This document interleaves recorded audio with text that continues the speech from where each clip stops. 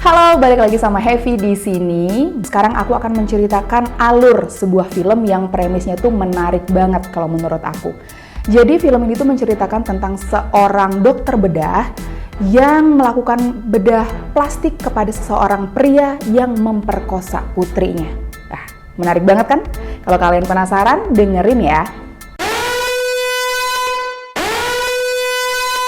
Oke, kisah ini tuh berpusat pada seorang dokter bedah plastik bernama Robert Ledgard.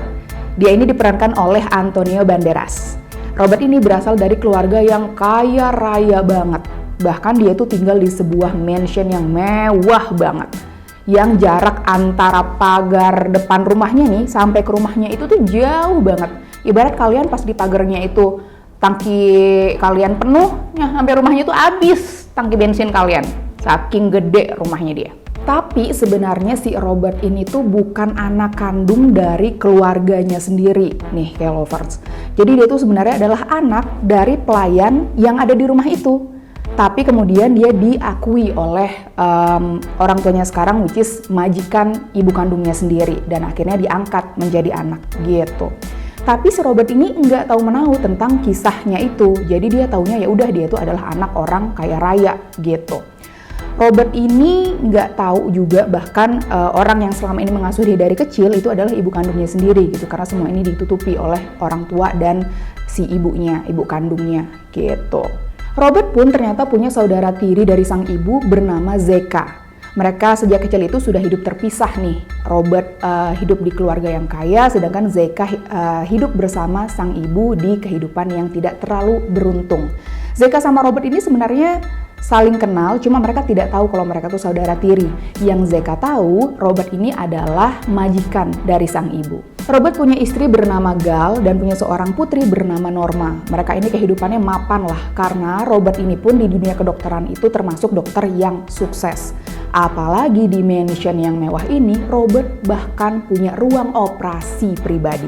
Suatu ketika, Zeka ini nih ingin mengunjungi ibunya di mansion milik keluarga Robert itu kan.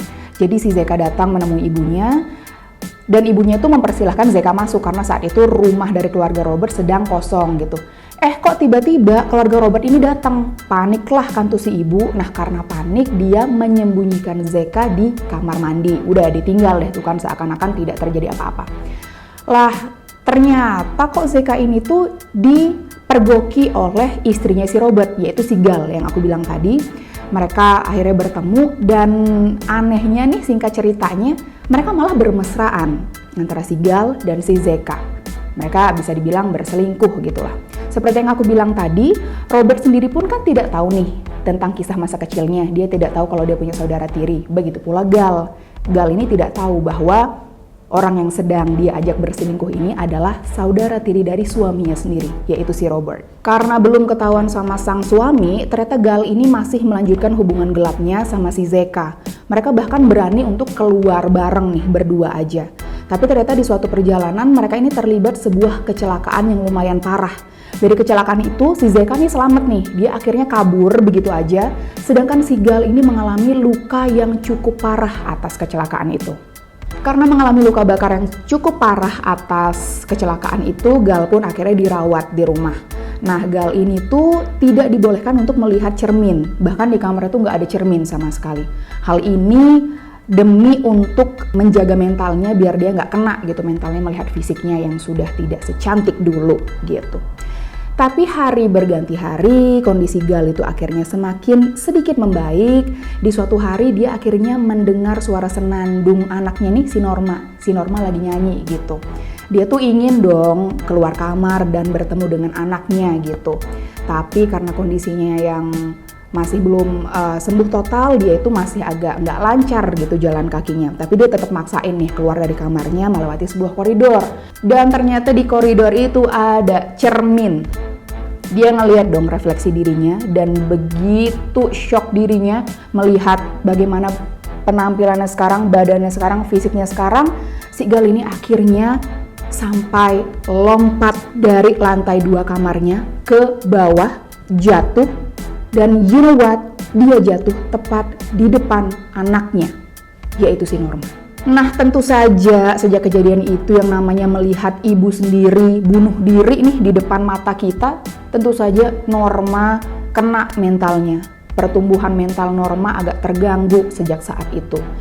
Dia ini sering minum-minum obat yang untuk menenangkan dirinya gitu biar nggak panik attack.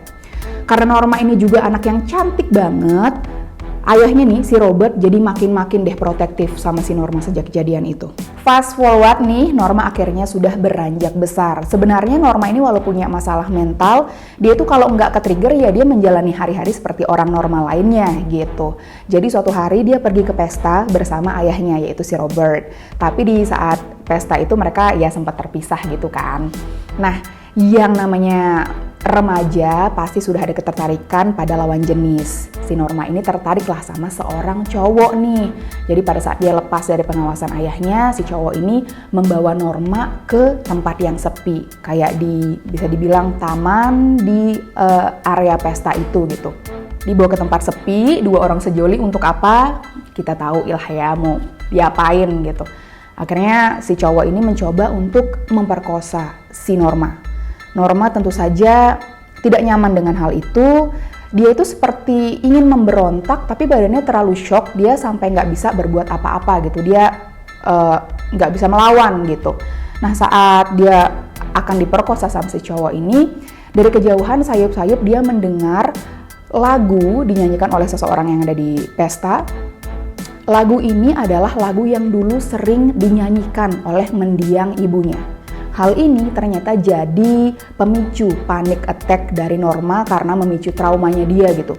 Dia akhirnya teriak-teriak, panik gitu. Si cowok tentu saja kaget dong dengan reaksi dari si Norma. Si cowok ini tuh ngebekap mulutnya si Norma, tapi si Norma ini tuh menggigit tangan si cowok sampai akhirnya cowok ini juga kaget. Akhirnya dia menampar si Norma sampai Norma tidak sadarkan diri. Singkat cerita, setelah kejadian itu mentalnya si Norma makin jadi sakit gitu. Dia sampai harus dirawat di rumah sakit jiwa. Bahkan selama dirawat, ketemu ayahnya sendiri aja nih, si Robert, si Norma ini sudah ketakutan bukan main. Dia sampai nggak mau disentuh, sampai si Norma ini malah masuk ke lemari, menutup pintu lemari dan takut gitu ketemu cowok siapapun karena trauma itu. Nah, sekarang ayah mana sih yang gak marah ngelihat anak satu-satunya, perempuan lagi, sampai segitunya gitu gara-gara seorang lelaki. Nah, berlandaskan dendam inilah pikiran jahat Robert ini mulai muncul. Jadi dia itu akhirnya nyari ini si cowok ini, siapa, rumahnya di mana. Nah, setelah ketemu, si Robert ini membuntuti si cowok ini sampai di tempat yang sepi. Cowok ini saat itu mengendarai motor dan Robert ini mengendarai mobil. Jadi motor si cowok ini tuh dipepet sama si Robert sampai akhirnya terjatuh. Setelah mereka akhirnya berhenti, si Robert ini menembak bius si cowok tadi sampai akhirnya pingsan, nggak sadarin diri. Setelah pingsan, akhirnya si cowok ini dibawa ke sebuah ruang bawah tanah milik Robert dan cowok ini sambil dirantai gitu. Setelah dirantai, cowok ini kan akhirnya nggak bisa kemana-mana tuh. Hari demi hari cowok ini pun akhirnya semakin lemas karena dia tidak diberikan makan sama sekali oleh Robert. Robert hanya menyediakan seember air untuk si cowok ini. Robert akhirnya memutuskan untuk mengoperasi si cowok ini. Seperti yang aku bilang tadi, Robert kan punya ruang operasi pribadi ya di rumahnya, jadi dia melakukan operasi ke cowok ini. Untuk mengoperasi si cowok ini, si Robert nggak bisa melakukannya sendirian. Jadi dia minta pertolongan dari teman-temannya nih. Tapi dia tuh nggak bilang apa yang sebenarnya terjadi ke teman-temannya. Jadi dia cuma bilang bahwa pasien ini nih, si cowok ini tuh ingin operasi kelamin. Si teman-temannya pun nggak menaruh curiga apapun karena nama si Robert di dunia kedokteran pun cukup terkenal gitu. Jadi teman-temannya itu mau untuk membantu si Robert.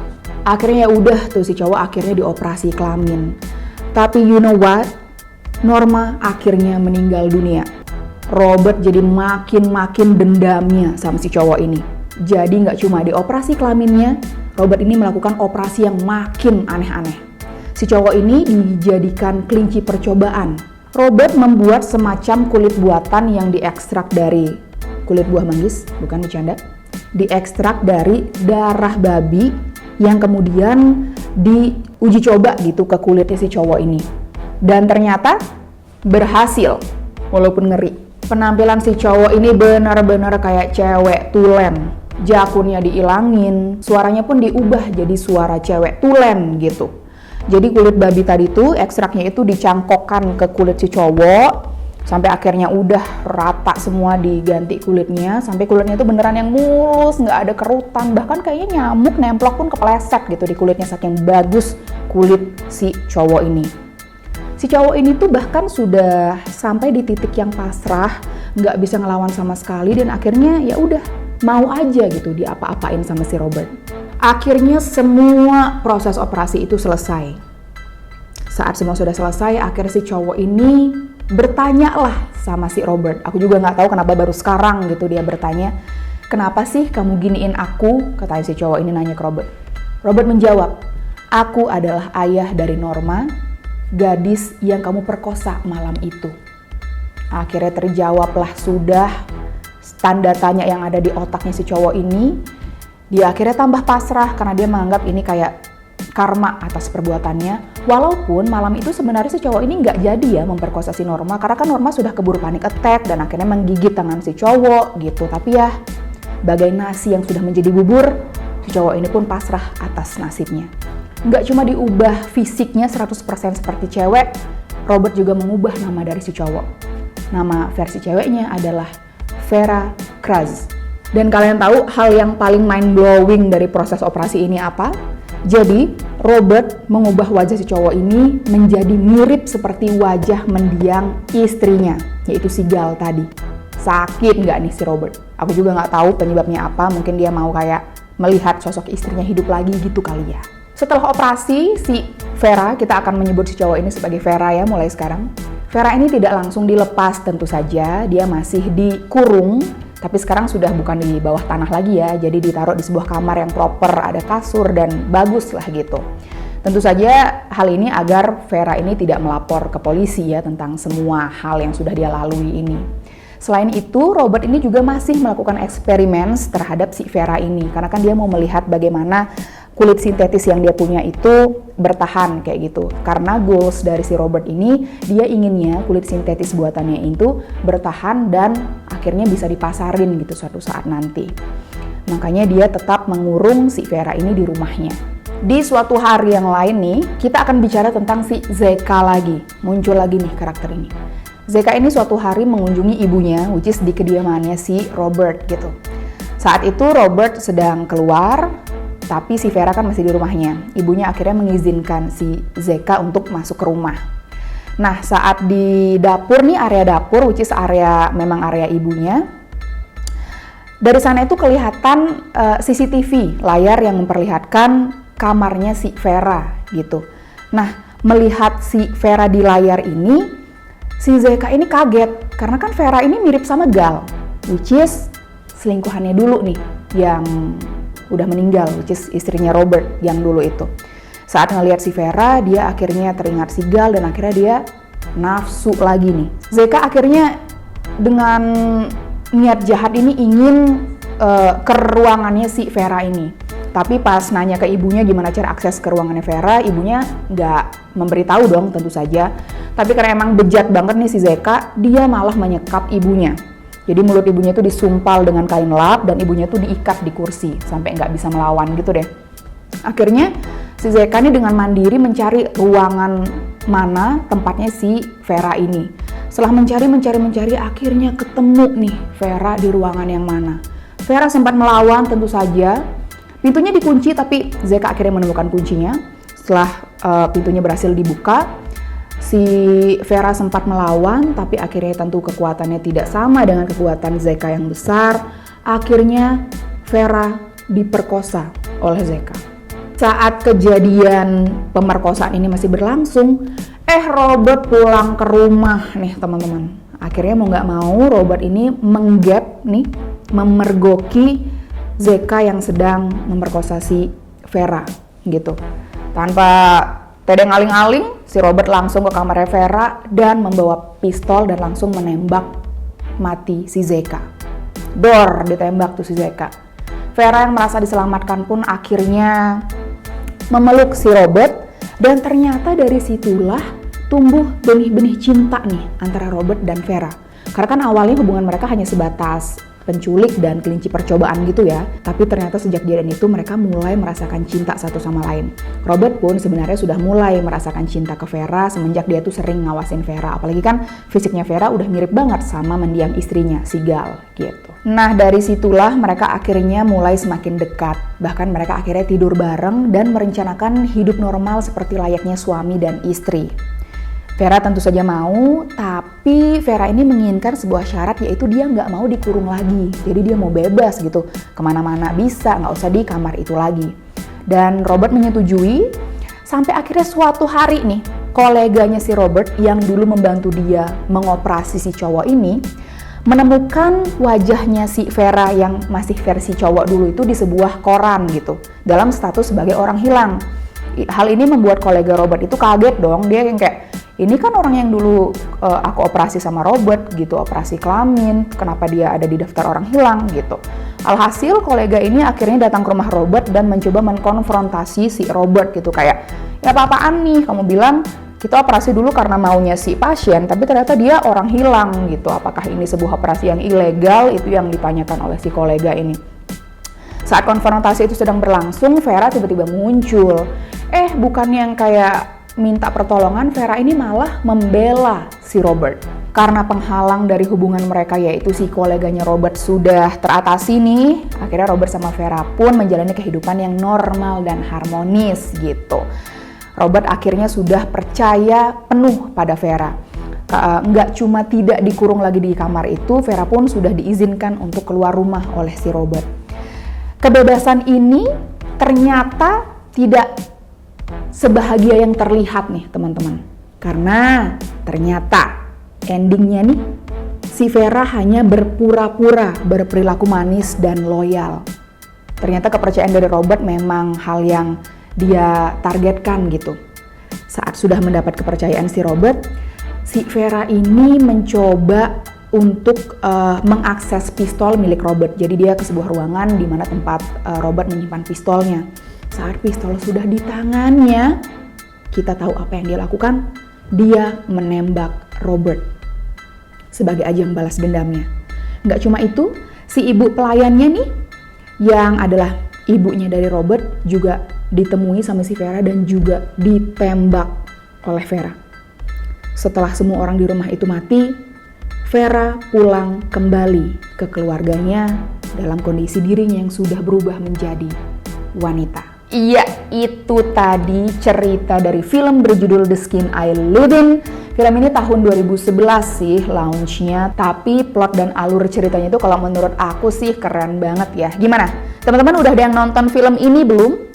Kalau sudah ya congrats, kalau belum ini full of spoiler, so nanti ada warning di awal.